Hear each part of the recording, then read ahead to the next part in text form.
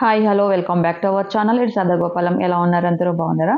ఈ రోజు వీడియో వచ్చేసి పచ్చి అలసందలతో మసాలా వడ అయితే చేసి చూపించబోతున్నాను. పచ్చి అలసందలు ఇప్పుడు సీజన్ కదా, అలసందలతో రకరకాల కూరలు చేసుకుంటూ ఉంటాము. అదే విధంగా ఈ పచ్చి అలసందలతో మసాలా వడ చేసుకున్నా కూడా చాలా అంటే చాలా బాగుంటుంది. పైన క్రిస్పీగా లోపల సాఫ్ట్గా ముసలి వాళ్ళైనా తినేలాగా చాలా బాగుంటుంది అనమాట. ఈ పచ్చి అలసందల మసాలా వడ ఎలా తయారు చేయాలో చూసేద్దాం. ఇక్కడ మీరు చూస్తున్నది పచ్చి అలసందలు. పచ్చి అలసంద కాయ ఇప్పుడు సీజన్ మార్కెట్లో దొరుకుతుంది కదా, కాయ తెచ్చుకొని మనం ఒలుచుకుంటే ఇలా గింజలు చిన్న చిన్నవిగా ఉంటుంది. ఇందులో కొంచెం పెద్ద సైజు కూడా ఉంటుంది. ఇవి చిన్న సైజు అనమాట.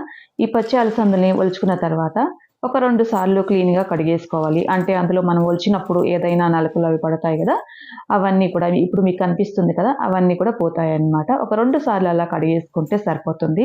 2 సార్లు శుభ్రంగా కడిగేసుకొని ఇందులో కొంచెం కూడా నీళ్లు లేకుండా చేత్తో కానీ ఇలా ఫిల్టర్లో కానీ వేసి వడగట్టేసుకున్న తర్వాత ఒక క్లాత్ పైన వేసేసి ఒక్క 10 నిమిషాలు ఆరనిస్తే పైన ఉన్న తడి అంతా ఆరిపోతుంది. గింజల్లో ఏమాత్రం నీళ్లు తడి ఉన్నా కానీ మనం రుబ్బుకునేటప్పుడు పిండి అనేది పలచబడిపోతుంది. కాబట్టి ఇలా ఆరబెట్టుకోవాలన్నమాట. ఆరబెట్టుకున్న తర్వాత ఒక మిక్సీ జార్ తీసుకొని అందులోకి కారానికి సరిపడ్డ పచ్చిమిరపకాయలు, ఒక 3 తెల్లబాయలు, అల్లం, సోంపు, ఒక చిన్న పలుకు దాల్చిన చెక్క, జీలకర్ర వేసి మిక్సీ పట్టేసుకోవాలి.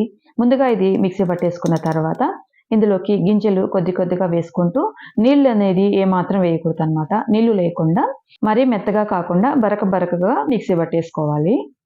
ఇక్కడ వీడియోలో చూస్తున్నారు కదా, అలా అయితే మొత్తాన్ని కూడా బరక వేసేసుకోవాలి.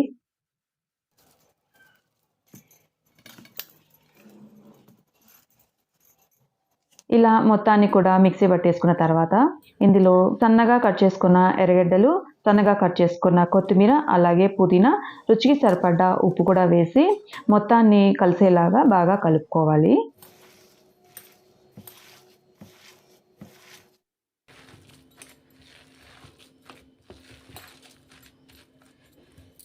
ఇలా పిండి మొత్తాన్ని కలిపేసుకున్నాం కదా, ఇప్పుడు మనం వడలు ఏ సైజులో అయితే వేసుకుంటామో అంత పిండి అయితే తీసుకొని ఇలా ఉండలుగా ముందుగానే చేసి పెట్టుకున్నామంటే వడలు వేయడానికి ఫాస్ట్గా ఈజీగా ఉంటుందన్నమాట. నేనైతే కొన్ని అయితే ఇలా చేసి పెట్టుకొని తర్వాత 2 చేతులు నీళ్ళలో తడుపుకొని ఇలా వడలు పలుచగా వేసుకుంటేనే బాగుంటాయి అన్నమాట.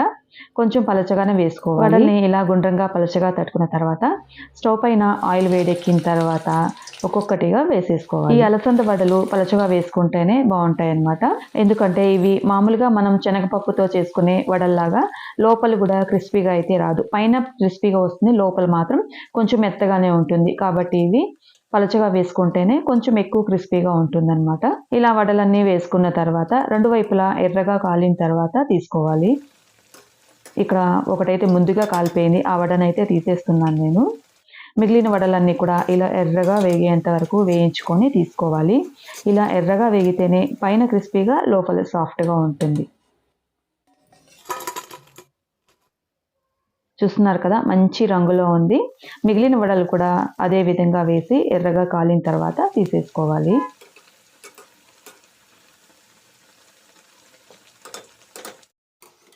వడలు మాత్రం మంచి రుచిగా చాలా బాగుందన్నమాట. ఒకసారి తప్పకుండా ట్రై చేసి చూడండి. ఈవినింగ్ టీ టైం స్నాక్స్ లాగా కూడా యూస్ చేసుకోవచ్చు. చాలా అంటే చాలా బాగుంటుంది. ఇప్పుడు పచ్చి అలసందల సీజన్ కాబట్టి పచ్చి అలసంద కాయ అయితే మార్కెట్లో దొరుకుతుంది. ఒకసారి తెచ్చి ట్రై చేసి చూడండి. ఇక్కడ నేను మీకు ఒకటి తుంచి చూపిస్తాను. పైన క్రిస్పీగా, లోపల మీరు చూస్తున్న విధంగానే మెత్తగానే ఉంటుంది. కాబట్టి ఎవరైనా పళ్ళు లేని వాళ్ళు కూడా తినొచ్చు అనమాట. వీడియో చూసారు కదా, వీడియో నచ్చితే లైక్ చేయండి, షేర్ చేయండి, కామెంట్ చేయండి. Thanks for watching.